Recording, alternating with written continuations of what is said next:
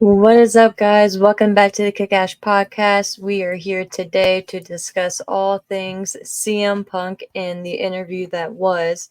And before we get into it, full disclosure, obviously, I am a CM Punk fan. I was gonna say a big CM Punk fan. I guess pretty big, right? Got the fucking flag. And people ask me all the time, like, who's your favorite wrestler and stuff like that. And to me, I struggle having a favorite with a lot of shit. But he definitely would have to be up there. So, just to get that out of the way, so if I have any biasy or anything like that, feel free to call me out on it. You can feel free to leave me a comment either on YouTube if you're watching it there, or if you are following on Twitter at @kickashpodcast_ or on my page at ASHMANNS. But I'm not going to waste much time because there's a lot to get into and have a lot of thoughts as usual. So we'll be getting right in. I did try to find a full transcription, like word for word breakdown, because I really thought pretty much everything he had to say was fascinating. Um, and and just for so many reasons fascinating, not just like, oh my god, but just he whenever he speaks, whether you love him or you hate him or you think whatever he says is bullshit, he believes it, man, and he believes what he's saying so much that he makes you either like believe him as well, whether you believe or agree with him but still think he should have handled shit differently. That's one thing, but he has a way of just putting his version of what happened out there and making it damn believable. Maybe I'm gullible, whatever, say whatever you want to say. And that's, like I said, very true. Like I said, we're gonna get right into it here, and of course, the interview was with Ariel Helwani on the MMA Hour on his YouTube channel. So obviously, check it out. It was a hour and 50 or so minutes, I believe. But like I said, I couldn't find a actual word for word. The closest that I found was from a site called lastwordonsports.com. So shout out to them for their synopsis of the interview. And they got the good majority of it. And I'm gonna just pretty much read through it there. So if you want to read along, follow along, whatever. I will not be inserting any of the actual interview from Punk and Helwani. That's just not my style. I probably will start doing that shit at some point, but for now, no. And to me, like, I'm just kind of the type where I do like watching something along with somebody as I'm viewing it with them, but a lot of times I just like to listen along with them and then watch the original take first, or whether first or afterwards, if that makes sense, or just at least watch it separately. So with that being said, we'll actually be getting into it now, but I just wanted to give credit where credit is due. So again, shout out to lastwordonsports.com. They excuse me, start off saying, of course, it over an hour and 50 minutes, CM Punk answer questions by host Ariel Helwani. At first, Punk jokingly clutched a doll of Bret Hart for emotional support. The answers Punk gave, he knew would spark controversy, especially regarding his AEW and change of feelings on WWE since his return. Whether you are someone who loves, hates, or is indifferent to the Second City Saint, as Punk's own words attest, he attracts attention. When asked, someone Punk says he wears his heart on his sleeve and will speak his mind. Excuse me. For convenience, he just states that he had organized, or he or she, I'm not sure who James Stannings. So shout out to James. They say that they organized the conversation into segments, grouping some parts, and they changed the order to provide a clearer picture of Punk's perspective and narrative. So heads up on that. And I like that too, so that's pretty cool. So the first segment is the new haircut, old style. And I'm so happy he addressed it because that was the first thing that I noticed when he sat down. I saw the second thing first was the Ramones sweatshirt, but then the slick back hair, like Punk's coming back. But they go on to say before the heavy duty questions, the most interesting part of this chit chat was Helwani asking Punk about his change of hairstyle. In November, Punk had a fade. Now Punk's hair has grown out and is slicked back. It resembles Punk's haircut from the biggest and most well-known part of his WWE career from 2011 to 2013, when Punk was the WWE champion and prominent figure in the WWE, who set a modern record for the longest world title reign at 434 days, which was so epic, especially at the time. But I think it still holds up pretty well too. So I hope we get another. Sorry about that, guys. I muted myself by accident, and I wanted to make sure I didn't just turn the mic off completely. But moving on, they start out continue the article, but start off the next section with a quote with Punk referencing "I'm back home where I belong." The next segment starts by stating triceps update and a metaphor for WWE versus AEW, which definitely beginning in AEW. When Punk was asked about the injury and recovery process for his right triceps injury, Punk felt optimistic about his recovery. Punk acknowledges he has a false sense of security, even suggested that the hockey player in his head tells him to tape it up and still do WrestleMania 40. A phrase Punk repeated was, "They are protecting me against myself." He elaborates that he is trying to push protocols, but he's listening to the doctors and people telling him to pump the brakes, which is obviously a big change. Since his last run and his with WWE and his current run here, just with who's pushing who to return from injuries. So that's dope, and it shows again that he's eager to be there, and that's different than someone who just wants to collect a paycheck. You know what I mean? In my opinion. So the tear was the same as the one Punk experienced in AEW All Out 2022. It was not just the pain difference that was noticeable. The latest injury hurt worse, but later in the chat, it became a metaphor to expand Punk's feelings about the difference between AEW and WWE. Post Brawl Out said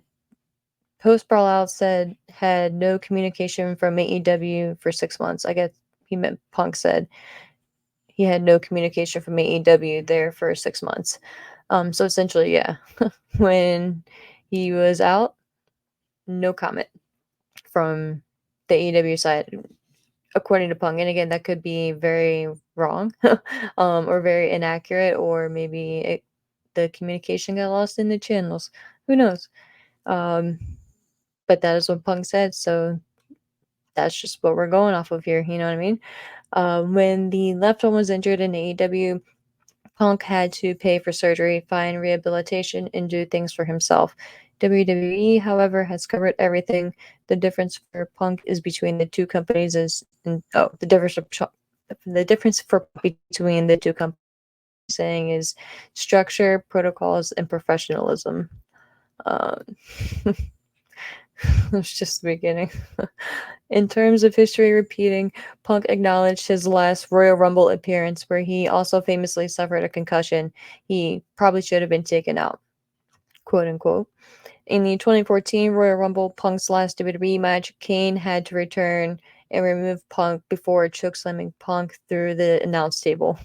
So crazy. Punk previously stated at the time when he told a doctor, they asked Punk, "What do you want me to do?" As for the injury in 2024, Punk thought it was acceptable for him to make the call to continue. So pretty much when he got injured in the Royal Rumble, and he said that he got injured pretty early on.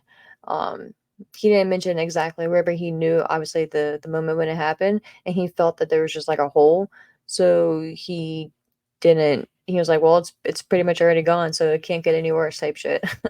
Kind of like the same mindset with Cody Rhodes when he tore his pec. Um, well, it's already fucked, so might as well keep going, right? Might as well write it out.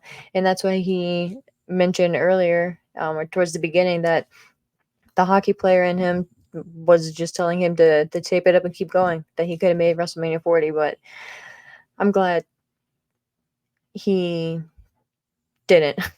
And I'm glad that they forced him to do what he's going to do for it now. So there's going to be plenty of time, especially with how excited he seems to be, and that seems, like I said, genuine. So it's a good sign for everyone. Now to the next section, part of the what I thought was going to be some. At first, I really didn't think we were going to hear much about AEW. I thought maybe Ariel's going to address it, but not really get in too deep. But they definitely, obviously, you've heard at this point, got pretty deep into it. So we'll definitely be getting into that. But excuse me, no, the return, no, not compete, and Nick Khan's importance is the next section of the article here. And again, from lastwordonsports.com. So shout out to them. But CM Punk received a call from Nick Khan on the Monday of the week of Thanksgiving, 5 days before Survivor Series in Chicago. The initial call was for the Royal Rumble. Punk said Khan assumed Punk had a non-compete clause with AEW. He did not. Punk said that Khan responded by saying, "I really wish I knew that." And Punk kind of laughed. So not even like a day, 30 days, 60 days, like apparently no non-compete at all, which is wild. Later, Punk described how Nick Khan, before joining WWE, tried to get CM Punk to return to the company in 2020. When asked, Punk stated if not for Nick Khan, he doubts if he would have returned to WWE. Before signing a contract, Punk talked to Triple H before the ball really began rolling. Triple H and Punk had a FaceTime call where they started burying the hatchet before business. Things that Punk said seem silly now. So yeah, essentially what he's saying is Punk had said that things that essentially were kind of like funny to them now, or things that wouldn't, that's just not, they don't view as in the same importance now. They were just at heads against each other with and 10 years ago. But they just buried the hatchet and squashed all the beef and addressed everything they needed to address. And I believe at one point he said that they just handled it like men or some shit like that, or whatever, or that they're grown men now or some shit. But yeah, I mean, I think that's pretty, like, it's been fucking 10 years. Like, it shouldn't even really be that surprising. I mean, it's great, that both sides can carry on, but I don't think either side would be that hell bent against some bullshit from 10 years ago to not do business with the other. So whatever. The article goes on to say CM Punk's contract was then done over the Thanksgiving period. So his contract with WWE, talking about him getting signed now. Later, Punk would state that when negotiations could have taken longer, he told Nick Khan the return had to be in Survivor Series. So again, Khan wanted him to return at the Rumble. Punk said it had to be in Survivor Series. So makes sense. Excuse me. That Raw fits in 2023. So we'll get into that. Punk talks casually about the set of coincidences that led him to stopping by backstage at WWE Raw in Chicago in April 2023 while still under an AEW contract. Punk said that he had done commentary for CFFC, which is Cage Fury Fighting Championships show in Florida, and was heading home on a flight that coincidentally WWE staff were also flying on. After speaking to WWE producer Jason Jordan, a funny incident where Liv Morgan helped Punk find a lost set of earbuds on the plane led to a text conversation with Bailey. So essentially, Bailey's the hero here. So shout out Bailey for saving the day and bringing Punk back. Bailey invited Punk backstage with no wife or dog at home. He went. Punk stated he is an old timer and was not there attempting to get a job, maybe free catering. Punk expected that he would be asked to go. He went to say hi to Bailey and a few people, yet the response people with AEW felt that they were betrayed when he visited Raw. The expression on Punk's face suggests he could not understand their issues, which I don't necessarily agree with that. I felt like he understood them. Like he said that. I mean, yes and no. Like, yeah, he was kind of like, I guess it is. He kind of did give that impression, but I don't know. To each their own. But I kind of see what he's referencing there.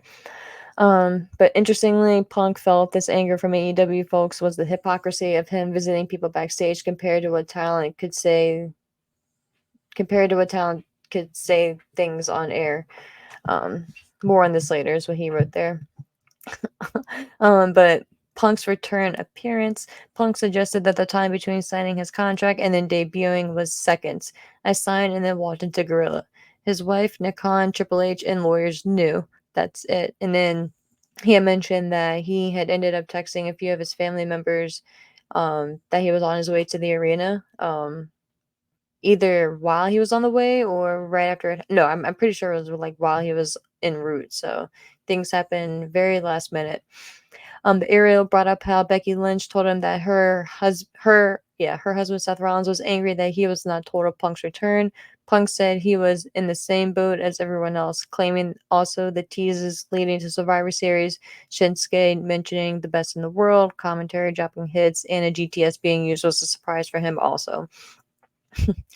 The return for Punk was another high moment in his career. The crowd was so loud, Punk said he could not hear his music. He described it as ethereal. Sorry, I don't know. um, when he got backstage, Punk said everything was pats on the backs and hugs. 100% a moment you do not want to end, Punk said. He mentions that WWE is not the same, so pretty much just confirming that it's a complete 180 mindset and atmosphere backstage. So that's pretty cool.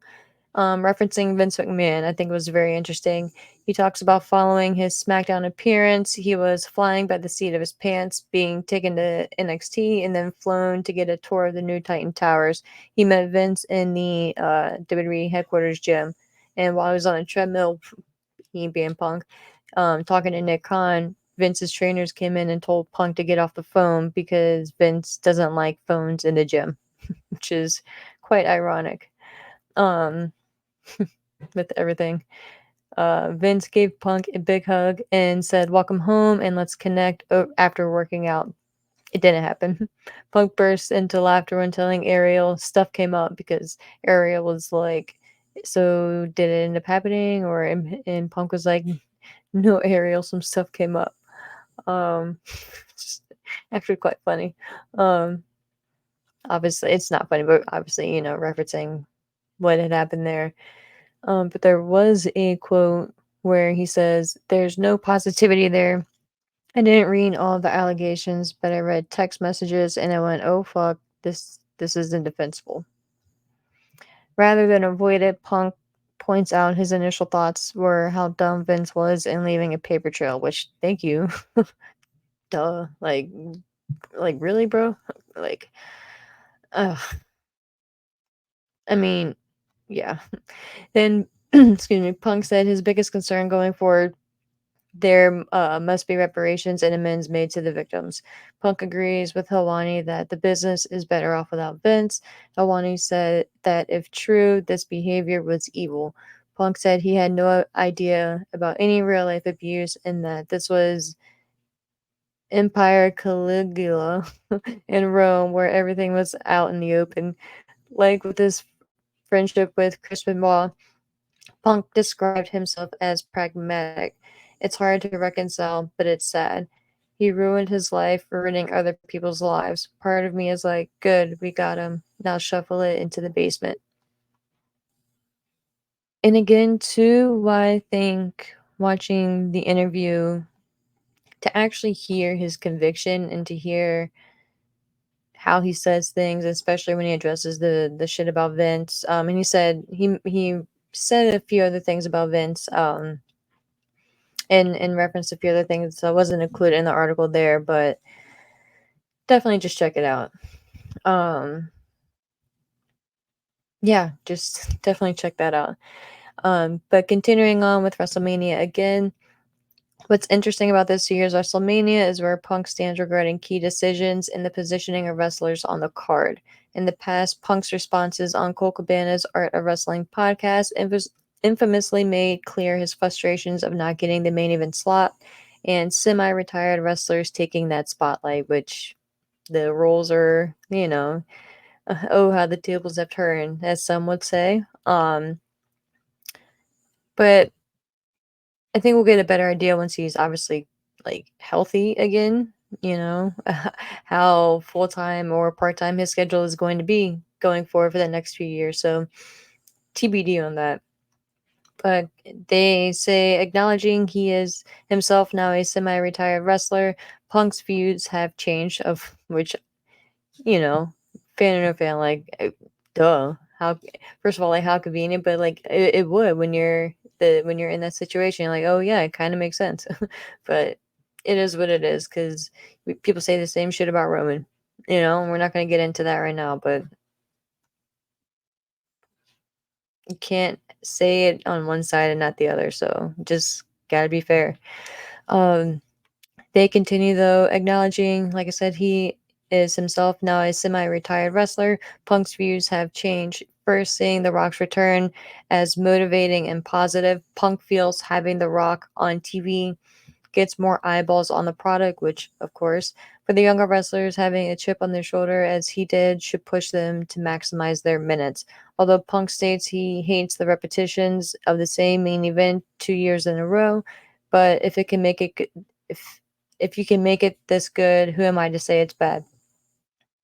Particularly because of how well WWE has done in terms of business between WrestleManias. So, it is what it is. Touche.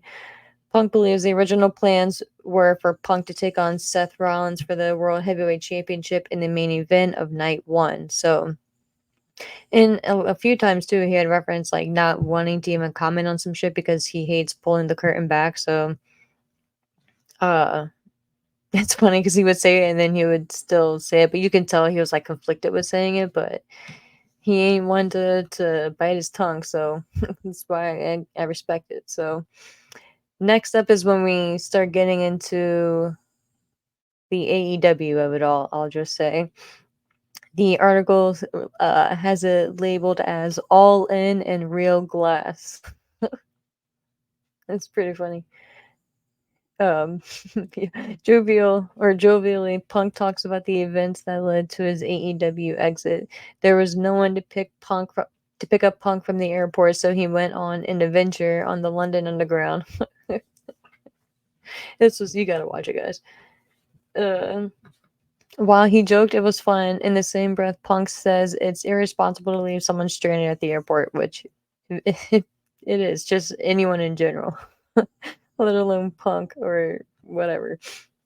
When Jack Perry in the when okay, yeah, then they go on to say when Jack Perry in the pre-show commented real glass, Punk was watching. Preceding this, Punk says on the second Collision episode, Tony Schiavone came to Punk because Jack Perry was, quote, cussing out multiple staff, including a doctor. Punk says he did not want to be involved. Dude isn't even supposed to be here. Punk's approach was, you need to handle it or I will, and Punk was asked to handle it, which I'll use right now to kind of reference the thing that is like didn't really get that much attention, at least not that I've kind of seen. Granted, I haven't been on Twitter much at all.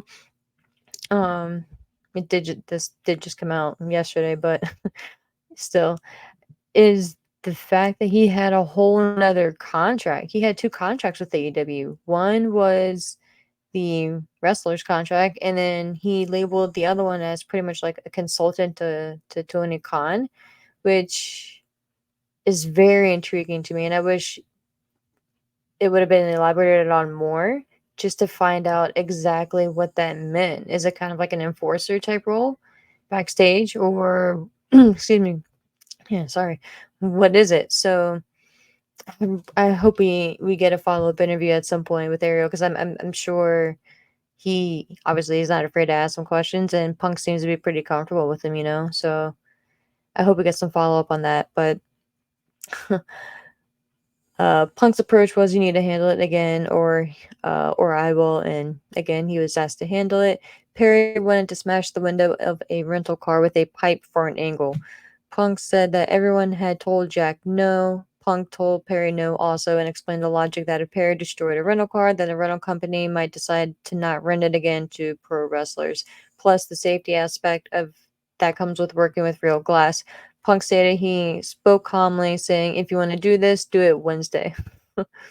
Which, of course, is a jab at the fact that they had pretty much done a soft brand split. So Punk pretty much confirmed that his people and the people that liked him and were willing to work with him were on Collision, and everyone else was on Dynamite, which is just so funny to me.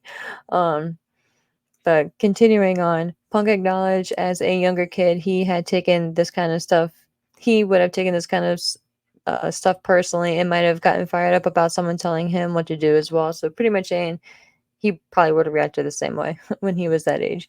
But back to All In, Punk says he told Tony Khan to handle it. Punk claims Tony said, "What do you want me to do?" Nothing happened, and in Punk's words, which nothing happened, and Punk in his words, which he repeated several times in this section, was going to do something AEW would not like. I don't really remember that specifically, but pretty much Punk was saying like, if I have to handle it, you're not gonna like how I handle it type shit. But maybe that's what the wording meant there. The next section of the article says Punk did something. Punk's side of things is that when Jack came back through the curtain, Punk said he questioned Jack. Why do you have to do this dumb internet shit? Jack said to do something about it. Punk's response was, I thought I was doing the responsible thing. I just choked someone a little bit. And that was what he said. I'm sorry to Ariel. He was like, I thought I was doing the responsible thing. I just choked someone a little bit. Which clearly is not the right response, right? You know, but it is what it is. And again, that's completely not acceptable though. Like that, you can't just be choking people out, you know? But things were broken up. Punk said he competed in the opening match of All In due to his respect for Tony or for Samoa Joe, Jerry Lynn as the road agent, Paul Turner as the referee, and the fans. Afterward, in his locker room, Punk was asked if he could watch the rest of the card before security came to see him. Punk says he left without a fuss and got Nando's for the boys, and they met up at his hotel room. For whatever reason, they didn't throw in the "I quit" part because that was like a huge part. Punk him right after he pretty much was choking Perry out. He said, "This place is a fucking joke. I quit." Which is here it goes. So the next section of the article says Tony Khan in business. Punk says that he told Tony Khan after releasing Jack Perry from a bit of choking. That's the wording of the article. Cracks me up.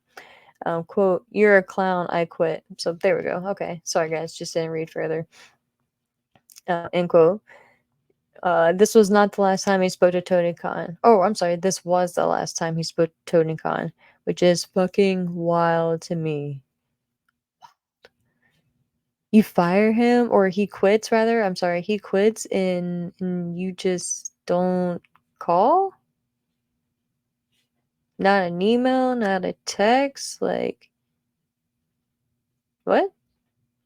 I was just blown. I couldn't believe it. And again, that's what I'm saying. Like I said earlier, maybe there was like a disconnect. Maybe he had like the wrong number or the wrong contact. Maybe it was the wrong Phil. Maybe it was just wrong. Maybe it was the wrong punk. I can't believe it. I can't bring myself to believe it. But if so, it's fucking wild. He said that he felt some were trying to dim or at its. I'm sorry, I skipped this section. Punk says he did not feel he did anything to make Tony Khan fear for his life. So Ariel had asked about the part, and so there's that. Punk believes there is a concerted enough. Punk believes there is a concerted enough to slander and ruin his character. I'm not sure. I think there is a typo or something. But pretty much, he's saying, and then they're going to say at its core, this is for Punk, where issues came in. Punk said that he felt some were trying to dim their top star out of jealousy and only hurting the company in the process. So essentially, what I think they were trying to say there, that Punk was saying, was that they bring in a huge star, but then want to sabotage and do everything they can to dim the light. Or maybe not even do everything they can, but don't do anything to help the light shine. And again, I'm not going to 100% agree with that or disagree, or just take a side, but who knows? Um, but when asked about Tony Khan, Punk's truth is he's not a boss but a nice guy, and this is a detriment in his head to AEW's business. Elsewhere, when discussing Khan, Punk states after Brawlout, it would have been easier for Khan to release him. Instead, Punk says Tony's idea was two separate shows, and Punk suggested that it would not work, partly due to business. A huge talking point from this chat or from the chat is Punk repeatedly talks and emphasizes wrestling is about making money. Punk's mindset is always on wrestling as a business. He describes how he cannot turn off the wrestling booker in his head, which is fucking clear. um, for Punk, there was and is a clear conflict in his mind between what AEW wants to do and what WWE is doing, which is not even a negative thing. It just is what it is. You know what I mean? Like, I don't, it's not even shitting on anything. It's just a fact, you know? And it's kind of sad that people just take everything and just view everything as a negative because it's not. It's just different. Next portion is not a sustainable business. Punk thought he was coming to AEW to help and hopefully teach. He felt he was brought in, but then he felt essentially he was brought in for other reasons. Punk's views of the business are a recurring theme throughout the interview. The business is about making money. Punk even questions if AEW is about having good matches as their focus. Something indirectly connects to the indie mindset twice. Again, some of the wording is just different for me, but essentially he's saying that he thinks AEW is just out there to have good matches and lacks in story, essentially. Which I agree in my opinion. There are stories out there, they're not storyless. They just miss out on a lot and leave a lot on the table, in my opinion. But that's just a fan looking in, you know what I mean? There could be a lot of reasons why it's not or why something doesn't happen, but I don't know. I don't know. That's a whole nother topic.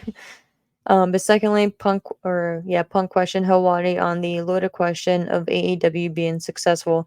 And he pretty much said, what is successful? You know what I mean? And question how it's even viewed and how it's graded, which is true. You know, obviously WWE is successful, but AEW is a trickier question, especially since we're not privy to the financials since they're a private company. Um, I think it really varies on what your opinion of success is. But he believes that AEW will exist as long as Tony keeps putting money into it, which, yeah, you know, I think Tony would find a way always to have it stream or be distributed somewhere. Whether at whatever point 5, 10, 15 years down the road they're not with Warner anymore, I'm sure they'll find a home. But then we got to the Hangman Workman's workers' rights comment rather. Punk stated he is more offended by insider terms of wrestling being thrown around rather than swearing. So when Hangman Page commented on AEW protecting or him protecting AEW from Punk, the issue came in what Page said was not agreed with Punk in advance.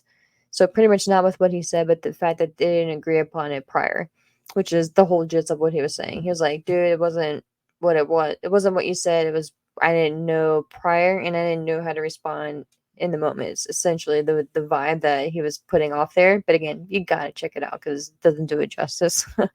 Punk says he asked professionally why this happened and claims Page said he believed Punk had one of his friends fired, which, of course, being Colt Cabana. So I'm not going to get into that cluster right now. The all out media scrum. Top 3 CM Punk promos, he said, which fucking facts. Interesting that Punk referred to the reporters at the AEW media scrum with air quotations and commented that some of these reporters, in his mind, do not fact check and listen to what their wrestler friends say. He described it as high school, mean girls, and cliquey. When Helwani brought up Khan sitting uncomfortably, Punk says it was nothing Tony had not heard before. Punk again put responsibility for not being stopped on Tony. Should have handled it.